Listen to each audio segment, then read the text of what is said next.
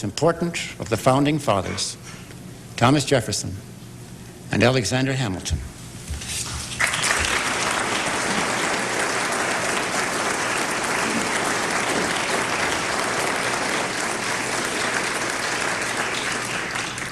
Mr. Hamilton will speak first.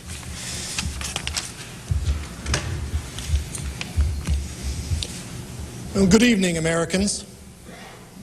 I greet you in that manner because it is the highest praise that I may pay you, not Michigander or Ohioan, not Dakotan or Coloradan, not even Virginian nor New Yorker, but American.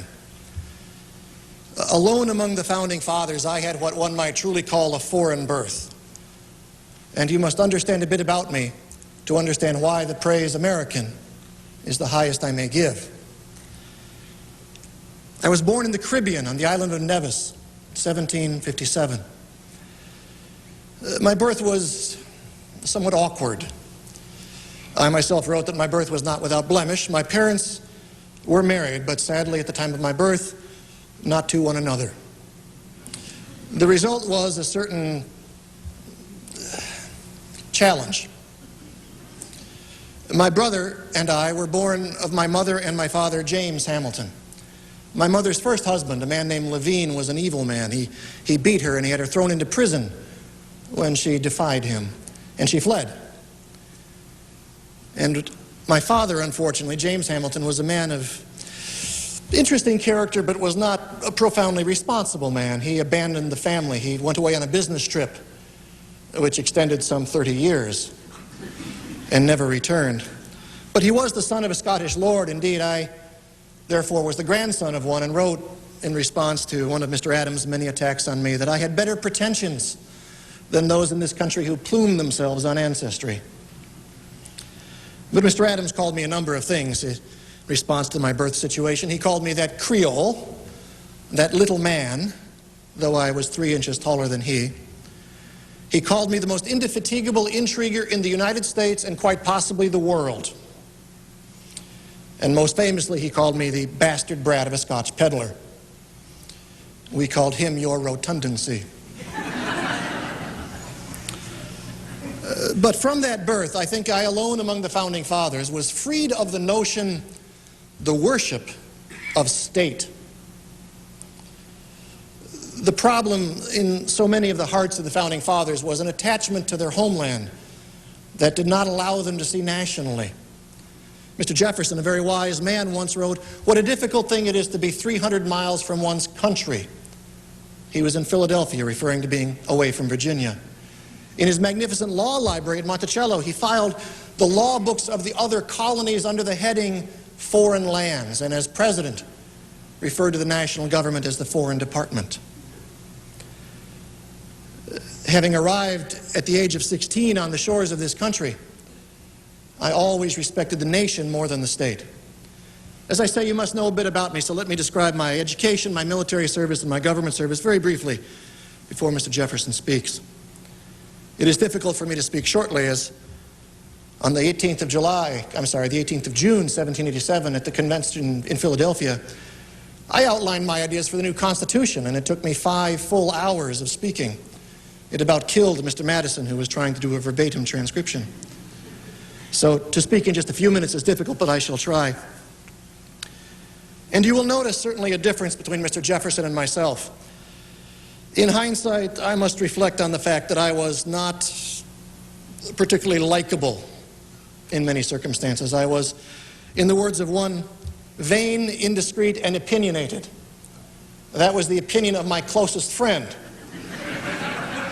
You may imagine what my enemies said of me beyond Mr. Adams's comments. But it was recognized that I was most intelligent. I flatter myself. My mother passed away when I was but 9 years old, and we were essentially orphaned, my brother and I.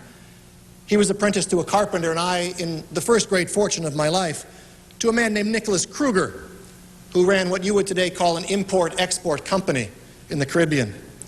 And I began to work for him, initially with menial tasks, but soon it became quite apparent that I was indispensable to him. And by the age of 14, I was running his corporation during his many absences. dealing with ship's captains, purchasing or denying the shipment of goods. In one letter to a captain, I wrote that the flour you have sent me contains the most unusual sort of worm about the surface, and the bakers can by no means get it to rise. As I say, my capabilities were noticed not only by Mr. Kruger, but by the Reverend Hugh Knox, who was an Anglican minister in the area and a graduate of Princeton University. And he decided that, along with Mr. Kruger, that it was quite important that my education be furthered, but hopefully, in his mind, at Princeton University, then called the College of New Jersey.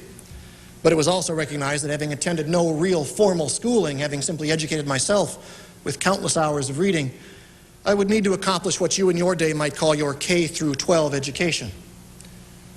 And so in the summer of 1773, I was sent to the Elizabethtown Academy in Elizabethtown, New York, stayed with my friend Hercules Mulligan under the tutelage of Francis Barber, and from dawn until midnight each day studied Greek and Latin, mathematics, and other subjects. I completed your K through 12 in 9 months.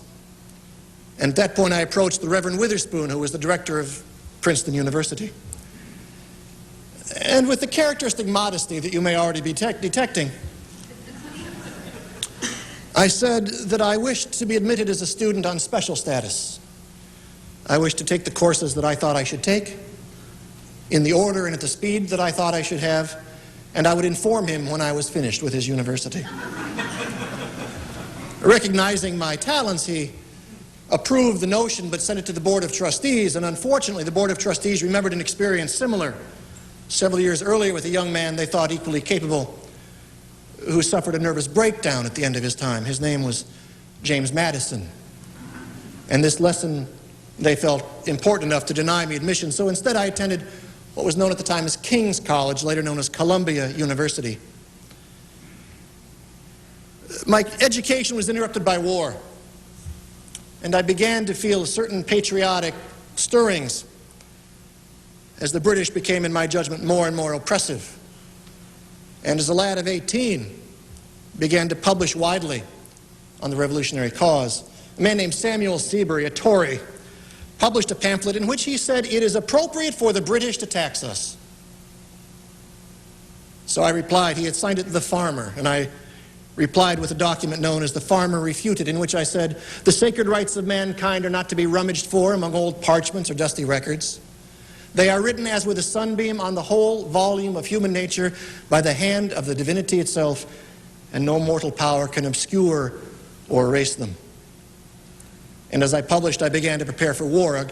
A group of friends and I began drilling in a courtyard. We call ourselves the Corsicans, and wore badges that said liberty or death, and marched. We first saw fire on August 23rd, 1775, when HMS Asia fired upon us as we rescued 21 9-pound cannon from the battery in New York. And I realized I enjoyed martial things and became a captain of the artillery, which once again brings me to Princeton. At the Battle of Princeton, it was an interesting event.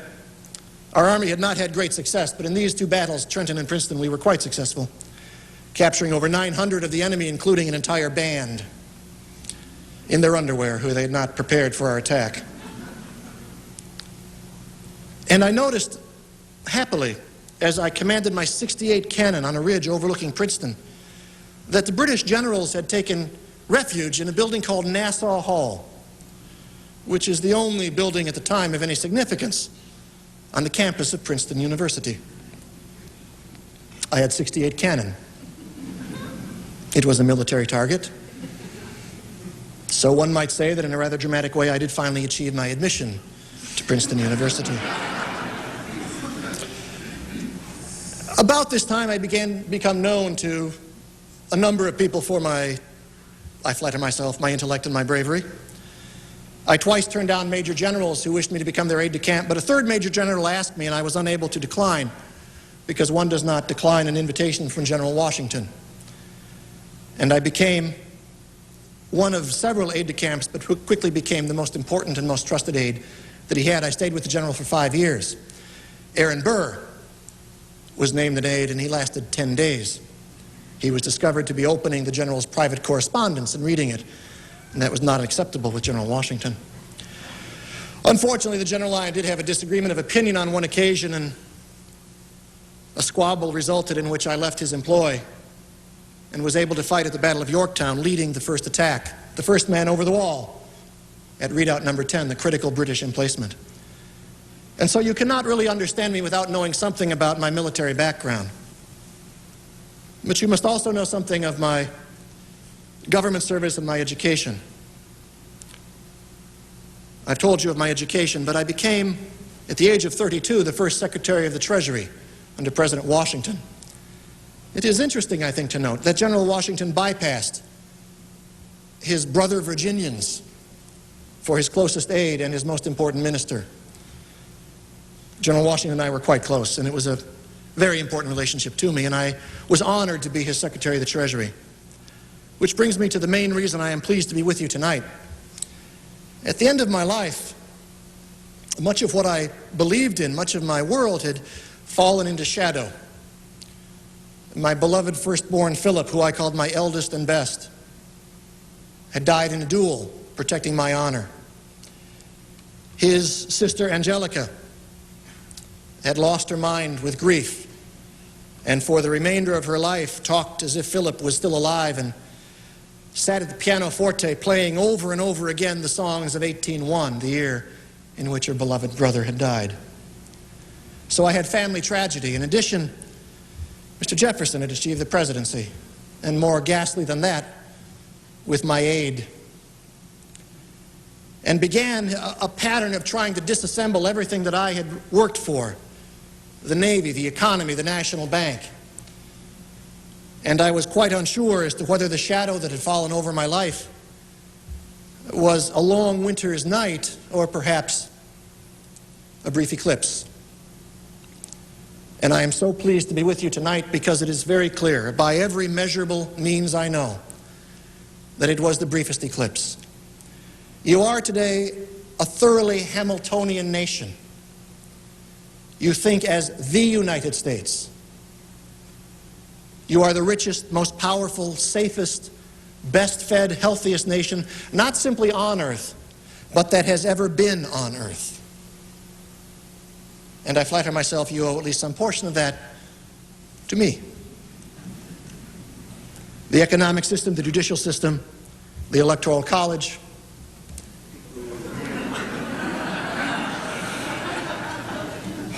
an institution which will do its job properly, if not mucked up by incompetence. And you are, I see, all those things, the safest, the most powerful, and it is clear that it was the briefest eclipse that you have adopted an economic and a legal system destined to make you the greatest nation ever. I wrote in my journal that our salvation depends upon men who think continentally. And you indeed, today, think of yourselves as a continental power. I'm most pleased. It is certainly also quite clear that I made some mistakes. As I say, I was somewhat brash. I engaged in what can only be called an affair, cheating on my beloved wife, and then compounded the foolishness by publishing a pamphlet explaining exactly what had happened. Should someone be cruel enough to ask the details later, I will explain, but my life certainly was not without error.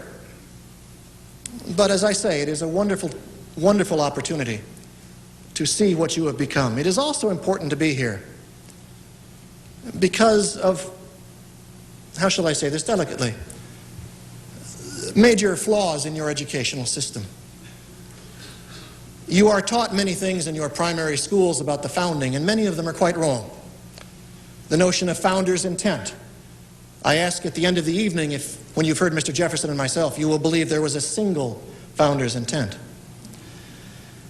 And the degree to which Mr. Jefferson and other founding fathers are revered today.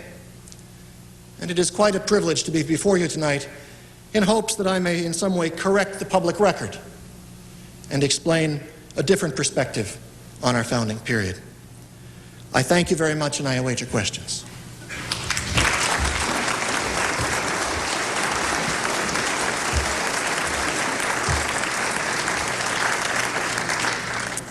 I now introduce you to Mr. Thomas Jefferson.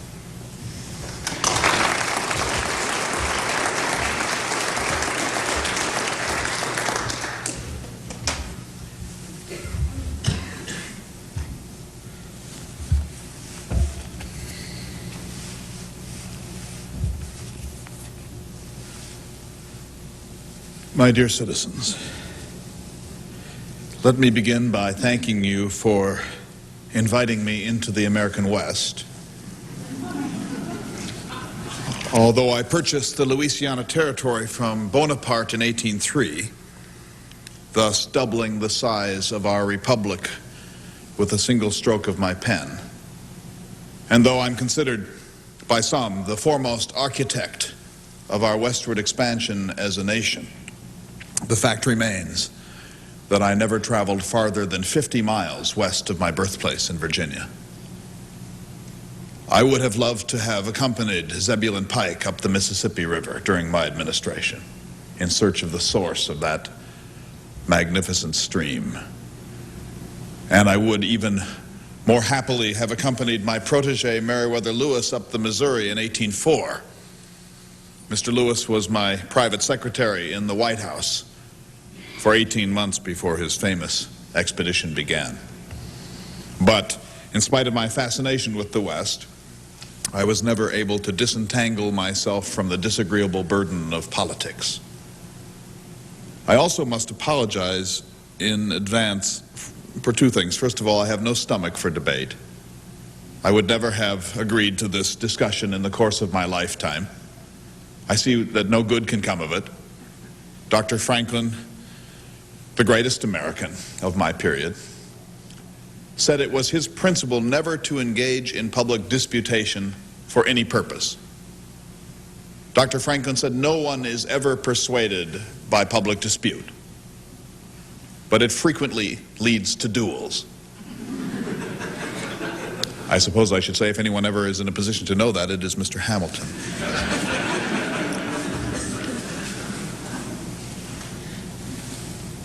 So I'm sorry to be a part of such an event, and I must tell you, I feel one of my periodic migraine headaches coming on.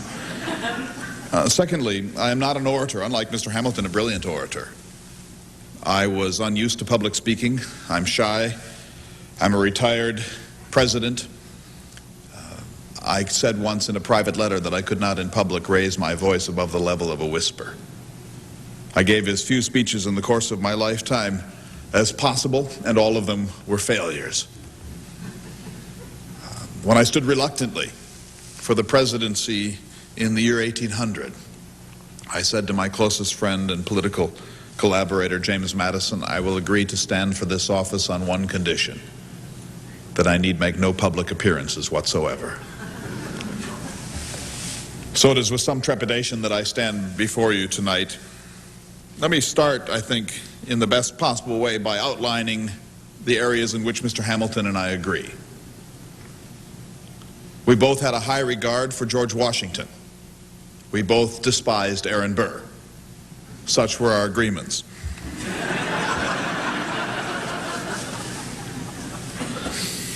Our disagreements are matters of style and substance. Let me quickly mention a few matters of style.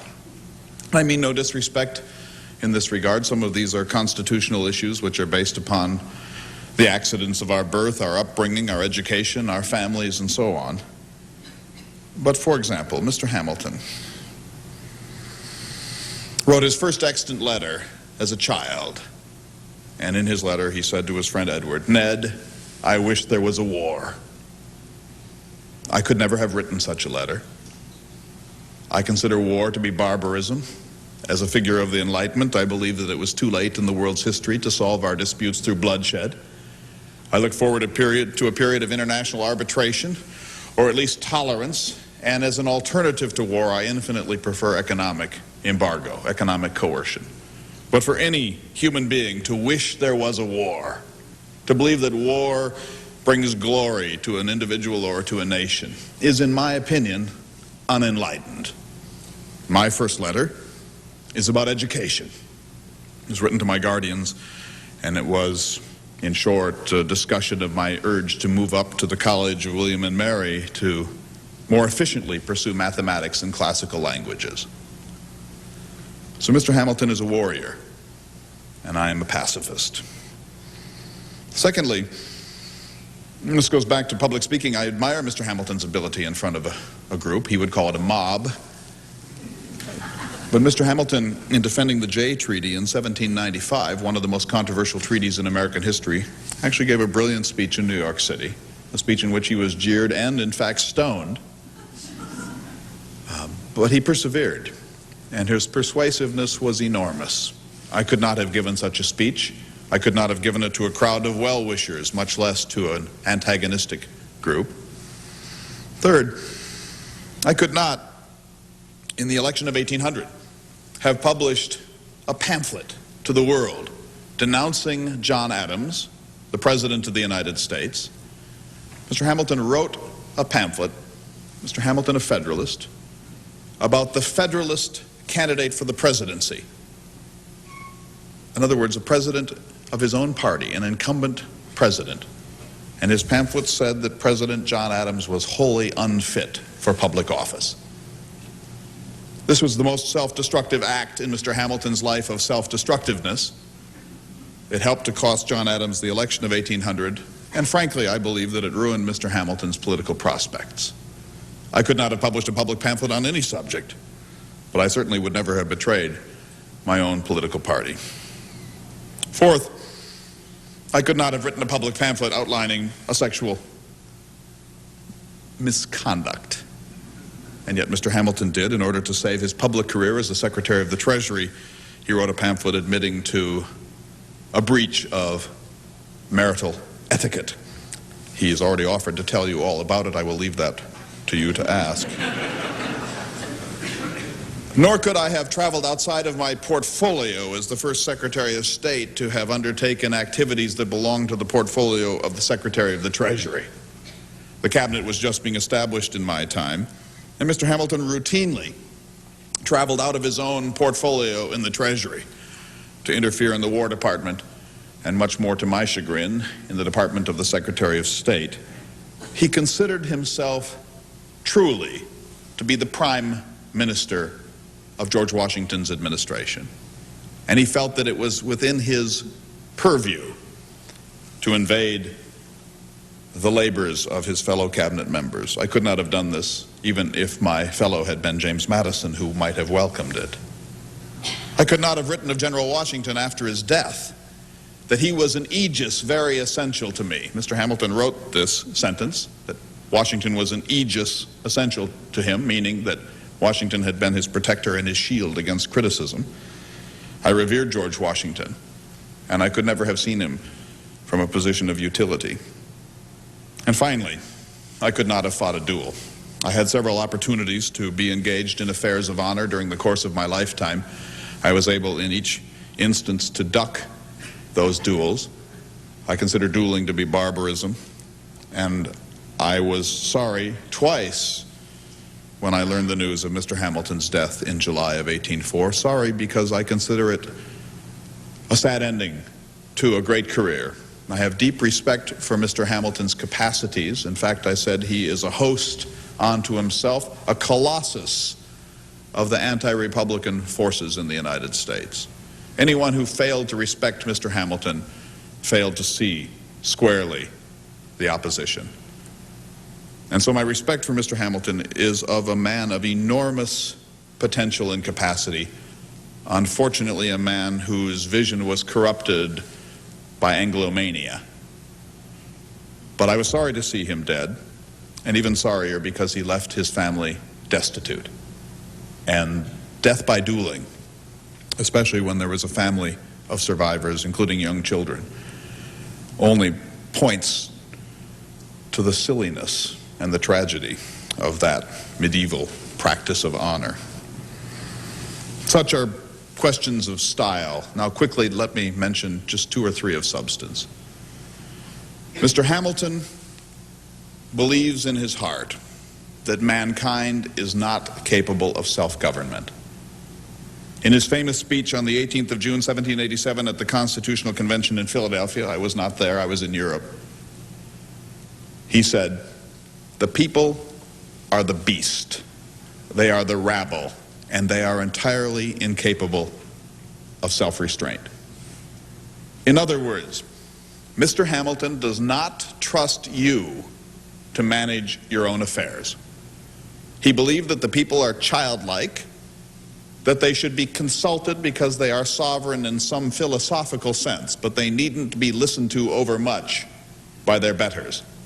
He called for a government of the wise, the rich, and the well-born. And he believed that the people themselves would always produce erroneous results by majority rule. He called you the rabble. On the contrary, I believe that the people are our only safe repository for good sense and justice. And I believe that the people in conclaves involving majority rule will do more justice, more good sense, and more enlightenment than any other form of government that can possibly be devised. Or as I put it in Notes on Virginia, my only book, the people are better off governing themselves than calling in wolves to do it on their behalf. So Mr. Hamilton is essentially a monarchist. I believe in the principles of republican government. That would make me, in some sense, a Democrat. Secondly, Mr. Hamilton believes that the Constitution of the United States should be broadly interpreted for a maximum of energy in government to enable government to do as many things as useful for the American Commonwealth. He would take our Constitution and stretch it from moment to moment to be coordinate with his plans for our republic. I disagree profoundly. Our guarantee of liberty is our Constitution.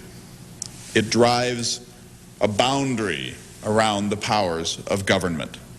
To take a single step beyond those boundaries, that social compact, is to enter a field of boundless power no longer susceptible of any definition. Our Constitution should be literally and narrowly interpreted, not with elasticity and energy. We could not disagree more profoundly than on this subject. Mr. Hamilton proposed a Bank of the United States in 1791. When he was asked where the Constitution authorized such a bank, he said, "It's implied in the Constitution." Well, if there is a national bank implied in the Constitution of the United States, there is nothing that is not implied in that charter. We must construe our Constitution narrowly to protect the rights of man. And finally, Mr. Hamilton is a consolidationist. When he was near to his death, he said that the Constitution of the United States was a shilly-shally thing, a frail and worthless fabric, a thing of milk and water. In other words, Mr. Hamilton believed that the Constitution of the United States was too weak to hold our Union together. My view is exactly the opposite, that it was already too strong, and that if we had shown wisdom in 1787, we would merely have revised the good old venerable fabric of the Articles of Confederation with a few select amendments, but that its essential constitutional structure, in which states were sovereign in most regards and the nation sovereign in certain very limited regards, that was correct. But Mr. Hamilton's vision was to swallow up the states and to make the nation paramount. In fact, in his famous speech at the Constitutional Convention, Mr. Hamilton said, "Let us reduce the states to mere administrative units." He also said, "Let us appoint state governors from the national executive." He said, "Let senators serve for life. Let presidents serve for life." And at a dinner party at my house in New York, he once said, "A lifetime presidency is good, but a hereditary monarchy would be better." I said, "Mr. Hamilton, what a capital idea. A hereditary monarchy. Let's begin with an experiment. At one of our universities, let's create a chair of hereditary mathematics. And when you can pass calculus to your son through your loins, then let us talk about a hereditary monarchy. I said to George Washington once, if you took all of the crowned heads of Europe and melded them into one man, he would not deserve to be elected vestryman of the merest parish church in Virginia. And yet Mr. Hamilton howled all of his life for a monarchy. Well, let me ask you this. Which of your presidents in your lifetime would you have wanted to serve for life?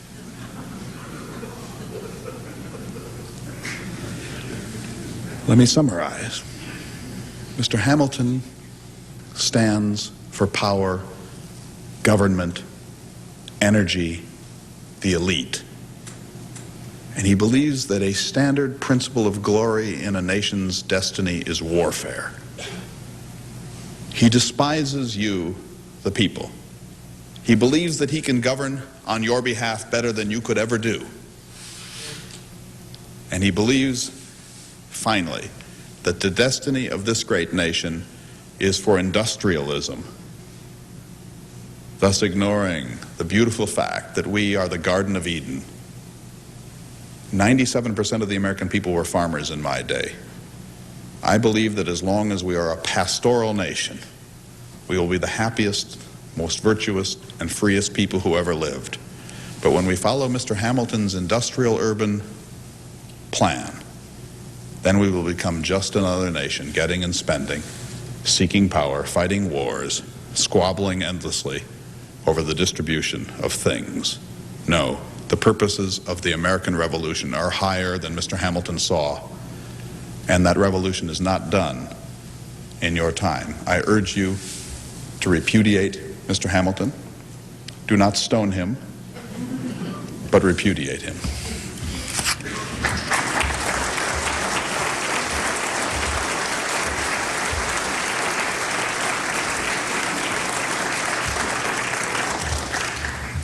Isn't it heartwarming to find such amity among us? As I said earlier, we'll have a few minutes here while you can put together in your mind a question or two to put, again, to one or the other, or perhaps both, of those here on the stand. There is a gentleman I can't see because of the lights. Respond, sir, if you have a moment. Oh, so you wish to respond right now?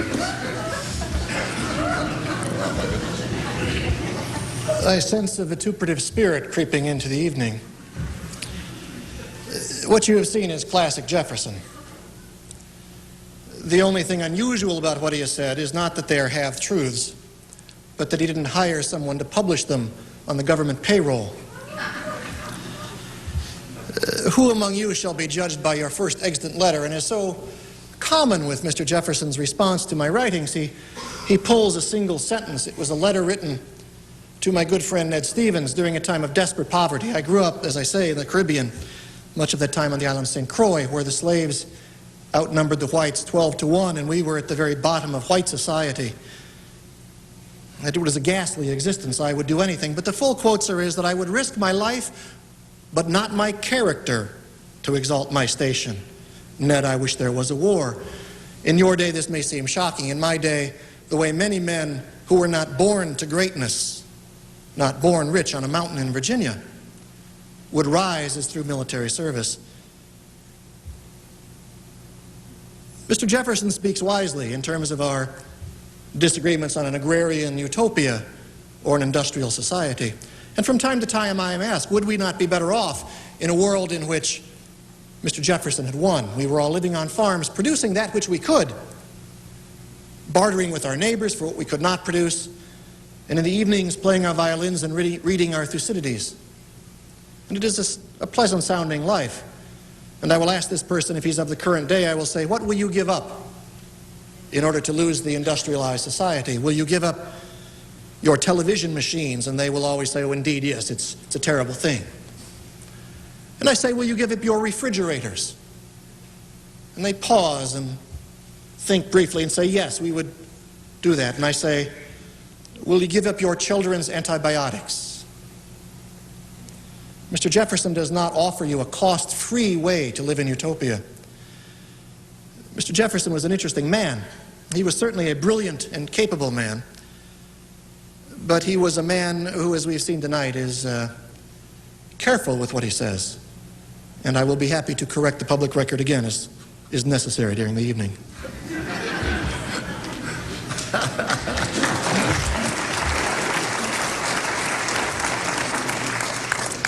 Well, I guess on this blustery night, it's nice to have things warmed up somewhat, as you might say. Once again, I'm sorry, I can't see the gentleman who has the microphone. Could you? He's there. Oh, there. If you would raise your hands, and he will come over to you, and you speak into the microphone to address one of the two here, and we'll go on that kind of scheme, if that's agreeable. So I hope some of you, here's one here. There's another.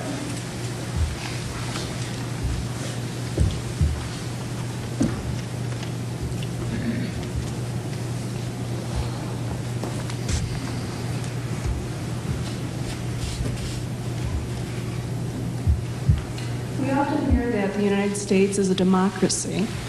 Is it not, in fact, a constitutional republic? Yes. We can quibble over words. The fundamental question you may be asking, I think underlying your notion is the degree to which the federal government, how much power ought it have? Mr. Jefferson tosses off terms like monarchist, and I will embrace that term. Every executive in every setting has characteristics of monarchy. You as citizens give up some of your sovereignty. You would have the right to live in Hobbes's world, each in your own little cave, stealing from your neighbor from time to time, but you come together in collective groups, you come together in towns and cities, and willingly give up your right to, say, rob your neighbor for the greater good of civilization itself. Is that monarchy? A society must be rooted in popular consent, but free from popular whim. And that is what the distance from the people that our system provides. Indeed, you are correct, but in your day you are so imprecise with language, I'm afraid, that you call Democrats Republicans, Republicans Democrats, democracies republics, and any number of terms. So, yes, trivially it is correct, but the fundamental principle underlying this is the notion of a strong national government, which I support and Mr. Jefferson deplores. Well, let me just quickly say that the terms were interchangeable in our lifetime, too. People said republic sometimes said democracy. I was accused of being a Democrat. No democracy has ever existed except possibly that of ancient Athens. But I do believe that we can move towards democracy in the United States and that we ought to.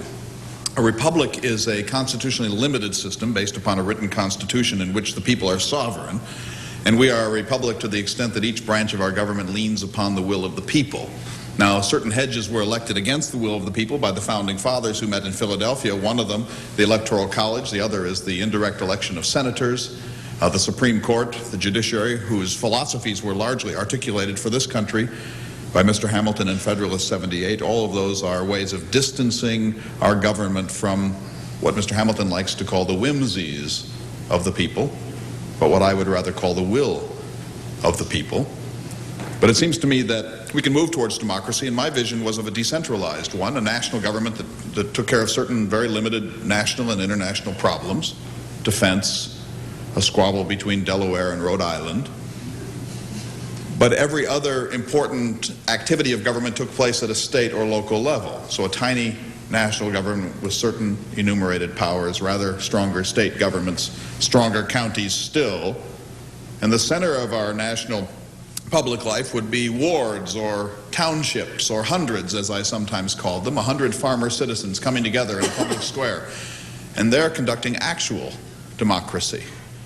I said if we can decentralize the system thus until it ends in the republic of the township or even the republic of the farm, then I will say like the character in the Bible, nunc dimittis. Now you may dismiss me, for my work is done. The fact is, ladies and gentlemen, the closer government is to this room, the more responsive, the more frugal, and the more virtuous it is. And the farther it gets from this room, the more extravagant, the more insensitive, and the more tyrannical it becomes. So you must beware of consolidation. Democracy is not a bad idea. In some regards, it's an impracticable one, but we ought to move towards it in this, our republic. Are there others? This question is addressed to both of you. The moderator in his introduction referred to your wives and your devotion to your wives, but the question troubles us today of personal character, morality, and public office. Mr. Hamilton has confessed openly to an adulterous affair. In Mr. Jefferson's lifetime, there were strong rumors that had been corroborated very strongly since his death that he took a mistress from among his slaves.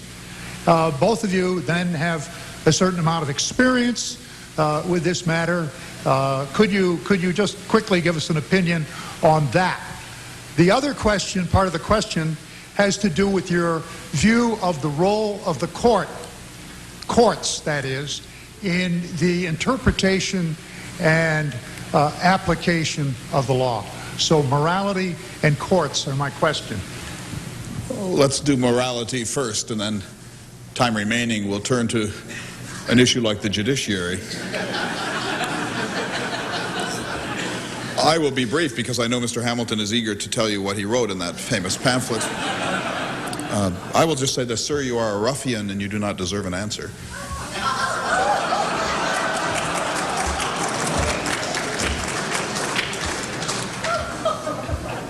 I would become equally indignant were it not for my wide publication on that subject.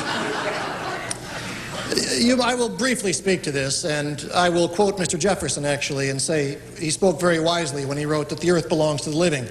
It is not for us to come from an antediluvian era and tell you how you should live your lives.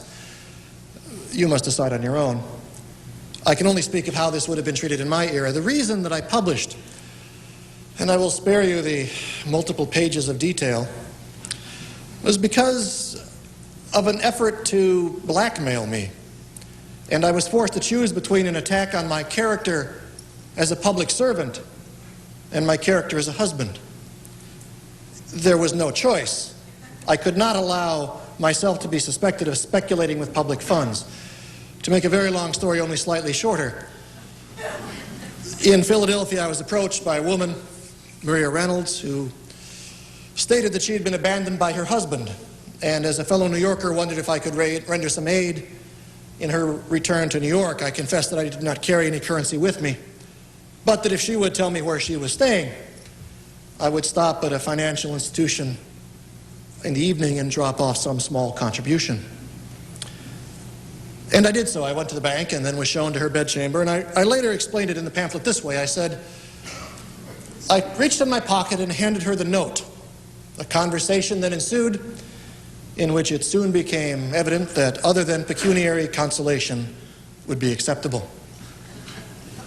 I was compensated several times over the coming weeks until her indignant husband. We later learned this as a plot. It was a scam. Her husband appeared and suggested that his sensibilities had been most irritated, and that only $1,000 in the form of a loan, as he called it, would smooth his ruffled feathers. And so I provided the $1,000, and then shortly thereafter received a note from him saying, now that you have paid, I have no objection to you calling upon my wife as a friend. At the same time, I received a note from Mrs. Reynolds saying that she was most despondent and that I must do something to ease her heart or she would die. What was I to do? I eased her heart, and the affair resumed. Very foolish of me. And then I was informed by Mr. Reynolds that he needed a second $1,000, which I paid. And I thought at that point I ended the affair, and I believed it to be in the past, until Mr. Reynolds and another friend of his were arrested. It seems they were trying to redeem the pension of some soldiers who had the irritating characteristic of still being alive. And in their court efforts, they accused me. First, they demanded that I get them out of jail, and I refused. Mr. Reynolds demanded a government job, and I refused. And then in the depths of prison, they said, if you will let us out of prison, they said, we have evidence that Mr. Hamilton has been speculating in public funds. I received a visit from 3 men, Senator Monroe and 2 other members of Congress, including the Speaker, who I received in my home in New York, and they accused me of this speculation and showed me the letters. I then insisted on explaining to them precisely what had happened, that it was an affair of the heart, not of the pocketbook, and showed them other letters which proved these other letters to be a forgery by Mr. Reynolds. And each of them assured me that they were convinced by this, indeed demanded that I stop explaining, but I persisted. I wanted them to fully understand the honor of my character. An interesting note is that Senator Monroe, in saying how he believed me, managed to keep the letters. Mr. Monroe later fell under the orbit of Mr. Jefferson and became his minion. Several years passed, and a man named James Callender, an employee of yours, I believe, sir, at the State Department, a man who published pamphlets, including those attacking General Washington and myself. In fact, he not only published them, but then distributed them and sent 6 copies to General Washington, who at a cabinet meeting pounded the table and said, "What does he think I am, his damn distributor?" But Mr. Callender published the alleged affair, and I had no choice at that point but to either besmirch my character in office or that as a husband. And so in response, I made a great error. I should have done as Mr. Jefferson did when these accusations come by. I should have simply dismissed them. But I was such a stickler for honor that I published this multi-page pamphlet explaining the character issue. And unfortunately, it did not work in my favor. I should have done what Mr. Jefferson did and said, "This is none of your business." And I think I've said quite enough about Mrs. Reynolds.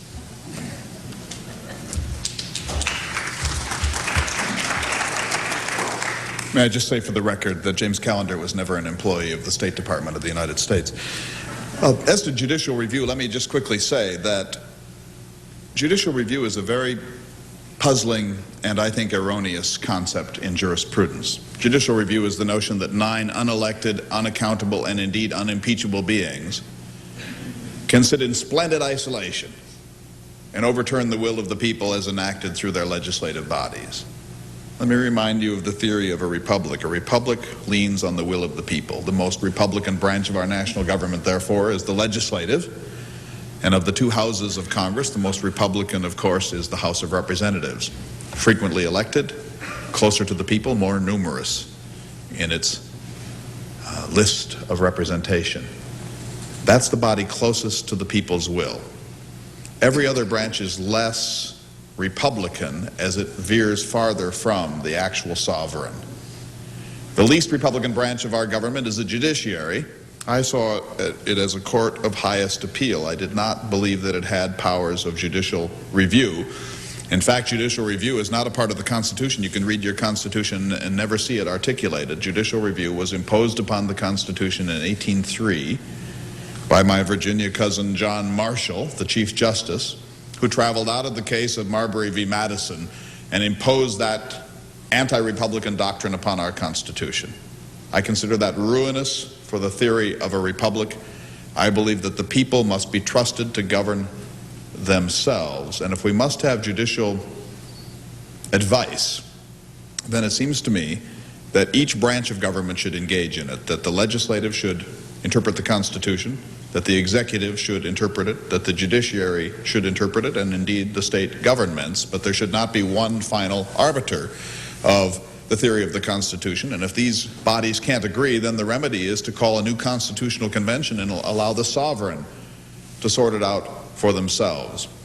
So my essential argument is against a minority like the judiciary having such enormous powers to determine our destiny. But I also am troubled by the very idea of life tenure.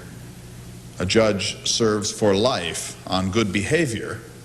And as I said during my first term as president, unfortunately, life tenured judges never resign and almost never die. As to judicial review, I will just say very quickly, I invented it, and I'm here to defend it.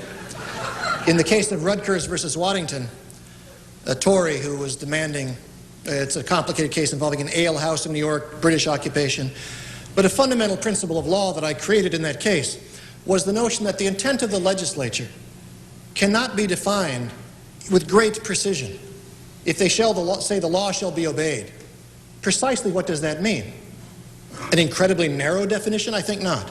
It is clearly intrinsic in our Constitution that the court must understand. If the legislature has ruled that in your day your automobiles must be safe, does the court then provide hundreds of pages of evidence with engineering diagrams saying what the safety must be? No.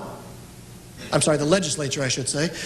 And if there is a dispute, of course the court must interpret what is meant. And I believe that I will say without doubt that judicial review has been a critically important and entirely appropriate tool for advancement for the underclass in your society for well over 200 years. The debate goes on. Are there other questions? Let's take a short question from all the speakers, please.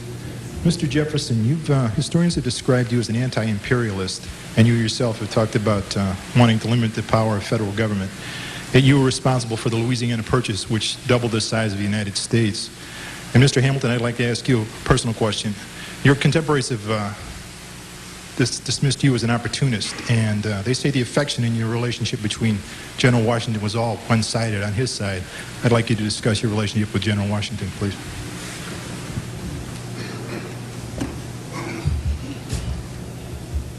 General Washington was a remarkable man, and earlier you heard a half quote from Mr. Jefferson. He's quoting from a letter that I wrote to Tobias Lear, General Washington's secretary, on the 2nd of January, 1800.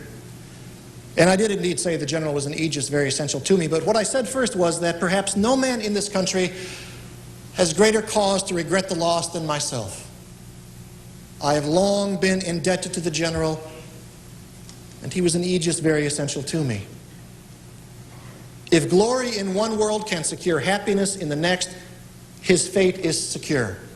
The seal is forever upon his fate in this world. I ask you upon reflection of the entire paragraph, does that appear to be a self-aggrandizing statement? General Washington and I were quite close. When he brought me to his staff, he said not only to write my letters, but to think for me. Alone among his aides, I could write a letter, and he would know that he could sign it without reviewing it because we thought the same way. Bypassing all the Virginians he could have picked, he chose the New Yorker. We did have one important break. Near the end of the war, and you must understand the prickly sense of honor that I had and that General Washington had. He was a man not quite as presented in many of your history books. He was a remarkable man, the greatest man I met. Indeed, I will say, the only man I ever met greater than myself. But he was, as I wrote, a most horrid swearer and blasphemer with a mercurial temper. And one day in April, as we were passing on the steps at the headquarters, he said, "Colonel Hamilton, please attend on me, I need you." I was delivering a letter to Lafayette, and I said, "I will be there momentarily, sir." And I went, Lafayette detained me for perhaps 2 minutes.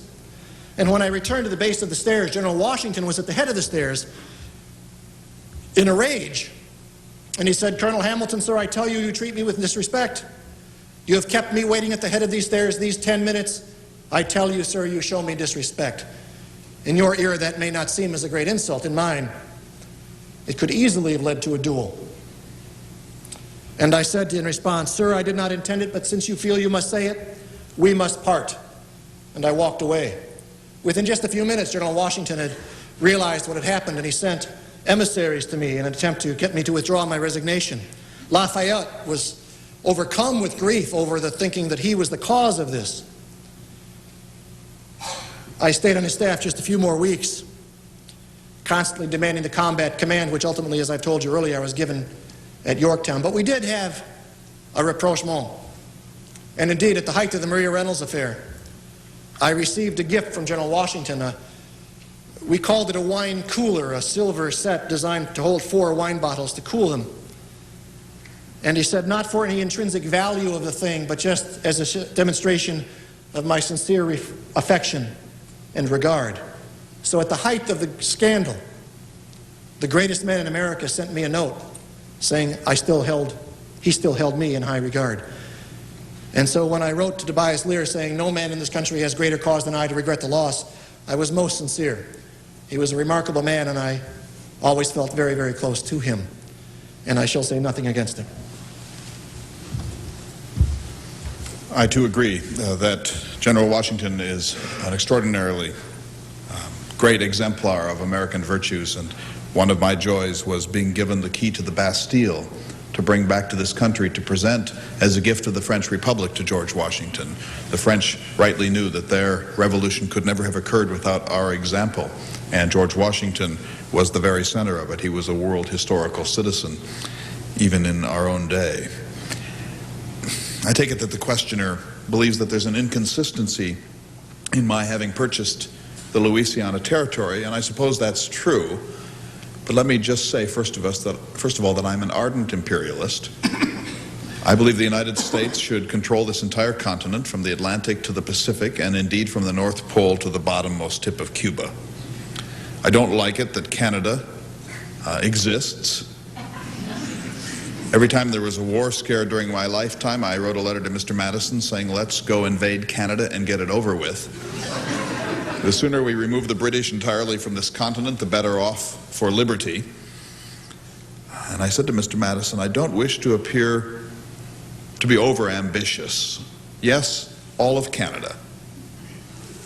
Everything from the Atlantic to the Pacific. But at the bottommost, southernmost tip of Cuba, let us place a cairn on which we inscribe in Latin, ne plus ultra, thus far and no farther. Now imagine what an empire for liberty this might have been. If that's imperialism, I freely embrace it, because frankly, I do not trust any other nation on earth to have an occupation on this continent. This continent was intended to be an American experiment in liberty. The Louisiana Purchase was an accident. I take no credit for it. I sent ministers to France to buy the village of New Orleans. Napoleon, in the most foolish counter-offer in human history, instead of selling me New Orleans for about $6 million, offered the Louisiana Territory for $15.6 million. I doubled the size of the United States for 3 cents per acre. It was the making moment of our republic. It meant, first, that we had virtually unlimited space for farmer citizens. Anyone who's discontented in Philadelphia or Boston or Charleston can vote with his feet and move into the West and take up free land and live like Adam without original sin. So first of all, the West is an arena for the expansion of our idea of liberty. Secondly, it means that this continent is going to be an American experiment, not a bloody contest ground between Spain and France and Britain and possibly even Russia, but an Anglo-American experiment. And furthermore, the West can be a farmer's paradise. And I believe more strongly than anything else that those who labor in the earth are the chosen people of God, if ever God had a chosen people. Yes, technically, the Louisiana Purchase was unconstitutional. I drafted 2 amendments to cover it. Because the remedy when we extend the powers of government is to turn back to the sovereign and ask them if they're willing. And so I drafted 2 amendments in the summer of 1803, one to authorize the purchase and the other to authorize the incorporation of the territory by way of new states. I intended, of course, to promulgate those amendments to the people, but Mr. Madison, my Secretary of State, finally talked me out of it. He came to me and said, Mr. Jefferson, Napoleon is showing signs of regret. If we have any significant debate about this in this country, he will withdraw the offer. You will be committing treason against the future of liberty if you don't accept this offer. So I said, Mr. Madison, you are more pragmatic and a wiser man than I. What would you suggest we do about the constitutional question? He said, my advice would be to make the purchase and we will finesse the constitutional question somehow. Alas, a Hamiltonian solution.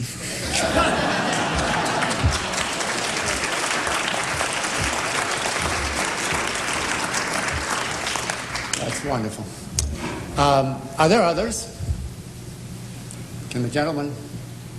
There he is. A follow-up question for Mr. Jefferson on the Louisiana Purchase. Did you envision that that territory would be partly open to slavery, or that slavery would be banned as in the Northwest Territory, or that there might be some need for compromise with Virginia and other slave states? That's a very difficult question, slavery in the West. And I won't go into great detail about this, but let me say, first of all, I am against slavery. All rational beings must be against slavery. I hope that at least we could keep it out of the American West. I was a United States congressman under the Articles of Confederation in 1784. I sat on a committee which drafted the bill for the government of the Western Territories, which became the predecessor of your Northwest Ordinance. In fact, I must tell you, I gave your state its name. I called it Michigania.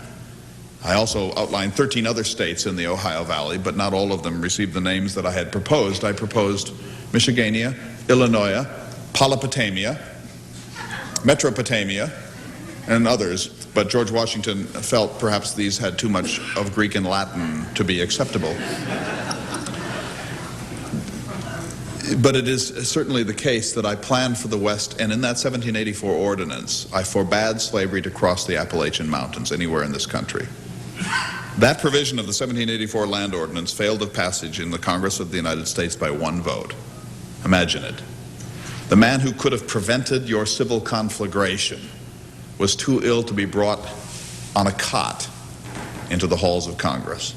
And I later wrote, "Heaven was silent in this awful moment. Now millions of unborn Negroes will be enslaved to men they never offended for a want of one vote in our body of government." I said, what an incomprehensible, what a stupendous machine is man, that he can fight to the last ditch for his own liberty and then deny that same complement of freedoms to another human being who never offended him.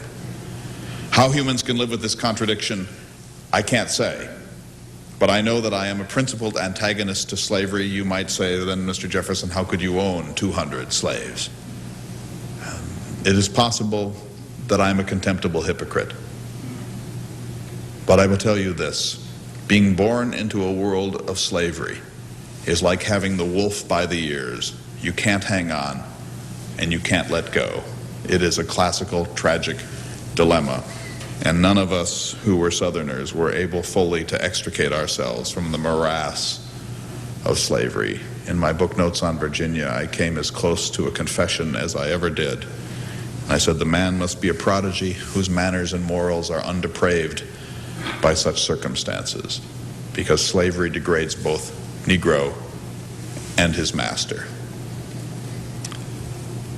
Had we kept slavery out of the American West, there could have been no Civil War, because slavery was tied to tobacco, and tobacco, as all rational beings know, has no future in this country.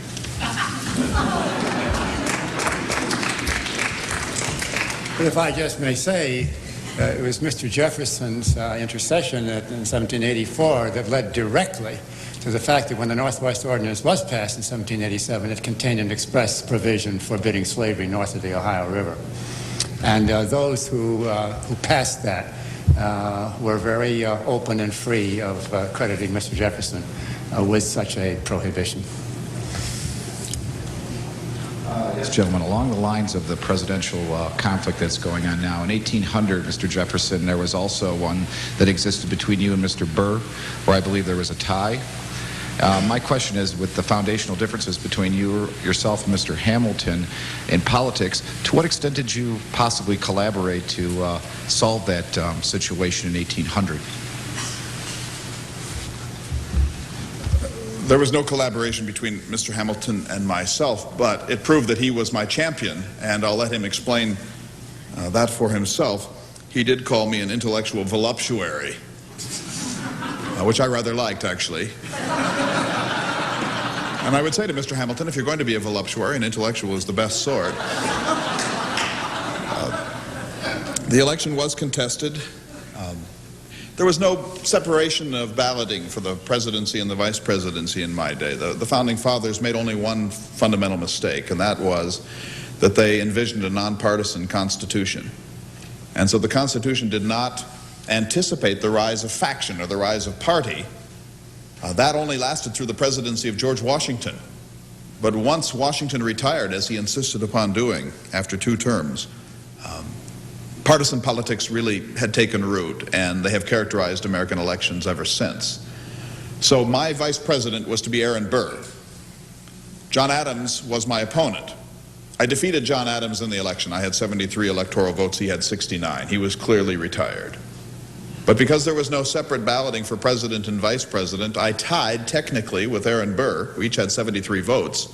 As you all know, when that occurs, the remedy is the House of Representatives. The House of Representatives was a lame duck Federalist House of Representatives who detested me and feared that I would bring about a French-style reign of terror. And so that discredited Federalist House of Representatives flirted with the idea of installing Colonel Burr in my place.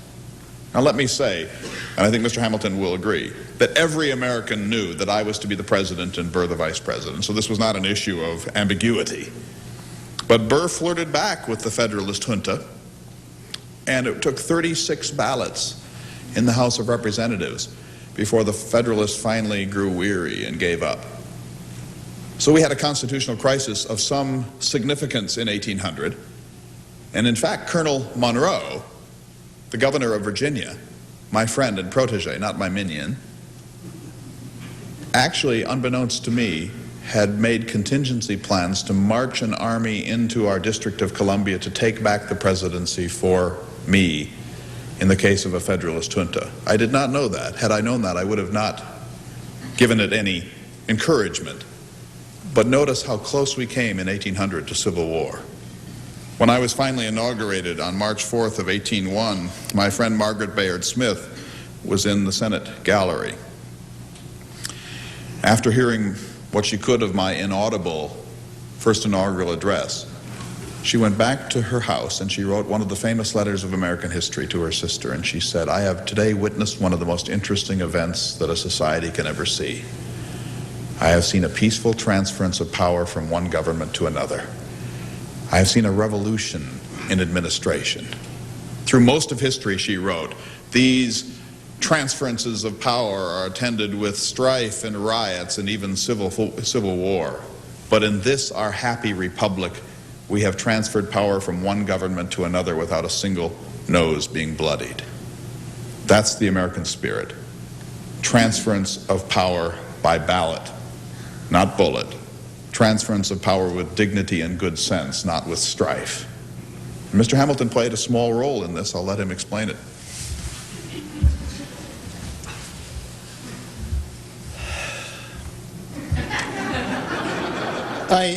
Mr. Jefferson referred to the earlier role I played with Mr. Adams. The pamphlet that I published contained 3 portions on Mr. Adams. The first, laying out a Federalist notion. The second, listing the shortcomings of Mr. Adams. And the third section, stating why we should vote for him nonetheless. The first section ran 2 pages, the second 54, and the third 3 paragraphs. But when Colonel Burr began to have pretensions of greatness that he should be president, I wrote a number of things. I wrote a number of letters in which I talked about things. I said, he is for or against nothing but as suits his interest or ambitions, and I feel a religious duty to oppose his career.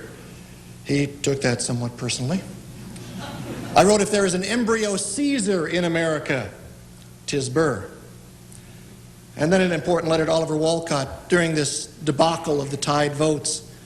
I said, by every virtuous and reasonable calculation, Jefferson is to be preferred. He is by far not so dangerous a man, and he has pretensions to character.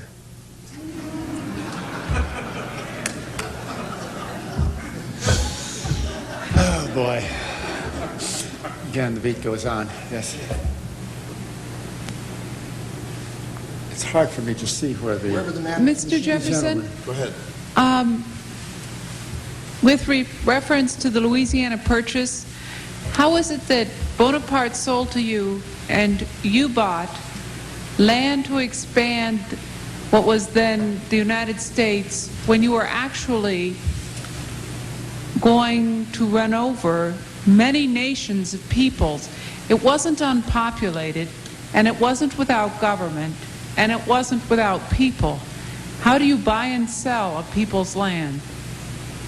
Well, it's an interesting question and one that we wrestled with mightily in my time. I invite you, Madam, to take a look at my second inaugural address from the 4th of March, 1805, in which I issued the longest presidential statement on the plight of the Indian peoples of the West, and I'll summarize it in a single sentence. I said, "These people deserve our commiseration.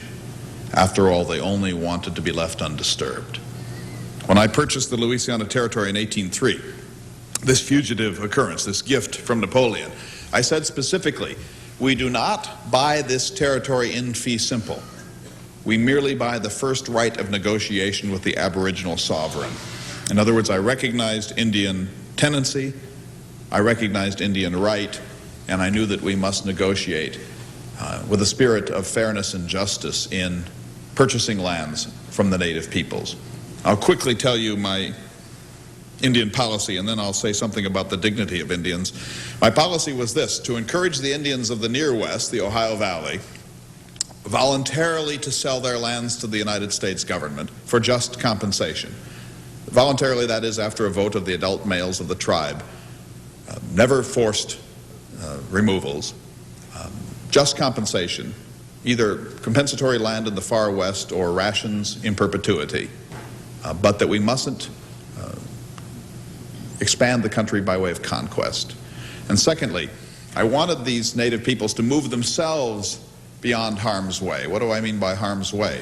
If these two peoples meet too soon, if they meet prematurely, the European gun-toting, industrialized, metallurgical civilization with its strong commitment to private property, meeting what is, after all, a bow and arrow culture, produces a differential of potency so enormous that the result is inevitable destruction of the Indian tribe. So we mustn't permit premature intercourse between these two peoples. So if the Indians will remove themselves beyond harm's way and take with them the plow, the alphabet, the wheel, etc., and accelerate their cultural progress, and we meanwhile will retard ourselves in our pastoral phase, when we finally expand far enough westward to reach the Missouri River after, say, 900 years, we can meet like equals and then intermarry to form an amalgamated American race, partly Indian and partly European. That was my vision. Now, you may laugh. It may seem naive to you, but let me tell you that I did not live to see the policies of Andrew Jackson put into application. And may I say, I consider him to be a man wholly unfit for the presidency. Now, to the dignity of Indians. These people have more to teach us than we have to teach them in many regards. They have an absolute love of individual liberty. They live without formal constitutions. They are anarchists, and they live in cooperation with the land and in rough equilibrium with their neighbors. When Mr. Lewis went up the Missouri River in 1804, I urged him to treat the Indians with the utmost respect, to take down their vocabularies, to study their ethnological systems, to bring back representatives from amongst themselves to meet me in Washington, and so on, but never to treat them in a haughty or arrogant manner. And I'm going to ask Mr. Hamilton's indulgence just to deliver to you very briefly what I consider to be the greatest oration in the history of humankind. It's a very short speech. It's called Logan's Speech. It's recorded in my only book, Notes on Virginia. It's a speech of a Mingo man named Logan who lived in what you call West Virginia. He had been our best friend in that part of the country when the white encroachments on his people were beginning to be telling. Eventually, as in all of these encounters, there were skirmishes, and some of his tribesmen, not his clansmen and not himself, but some of his tribesmen struck back at white pioneer interlopers. A border war began, and a colonel named Michael Cressup from Virginia was sent out in a reprisal party. And making the mistake that white government tends to make, Colonel Cressup didn't look for the perpetrators of the so-called crimes. He found the first Indians he met with and slaughtered them without asking a single question. In doing so, Colonel Cressup murdered all of the relations of Logan. Logan himself was elsewhere, but all of his blood relatives were killed in a single act of barbarism. Now, Logan had no choice but to go on the warpath, and he did. And eventually, a peace was called. Logan was invited to come in for a parley, and he refused. Our best friend from the district now said he would never allow himself to be in the presence of a white man again. But he sent in a speech, and this is the speech. It's very short, and he speaks of himself in the third person. And I believe that this is a speech greater than Demosthenes, greater than Cicero, greater than our own Patrick Henry. He said, I appeal to any white man to say, if ever he entered Logan's cabin hungry and he gave him not meat, if ever he came naked and cold and he clothed him not. During the course of the last long and bloody war, Logan remained idle in his cabin, an advocate for peace. Such was my friendship for the whites that my countrymen pointed as they passed and said, Logan is the friend to white men. I had even thought to have lived among you but for the injuries of one man. Colonel Cressup, this last spring, in cold blood and unprovoked, murdered all the relations of Logan, sparing not even my women and children. There runs not a drop of Logan's blood in the veins of any living creature. This called on me for revenge. I have sought it. I have killed many. I have fully glutted my vengeance. For my countrymen, I rejoice at the news of peace, but do not think that mine is the joy that comes from fear. Logan never knew fear. He would not turn on his heel, even to save his life. Who is there to mourn for Logan? Not one. Now I ask you, if you have ever heard anything more dignified than that, these people deserve our commiseration, and we will not ride roughshod over their rights and their lands.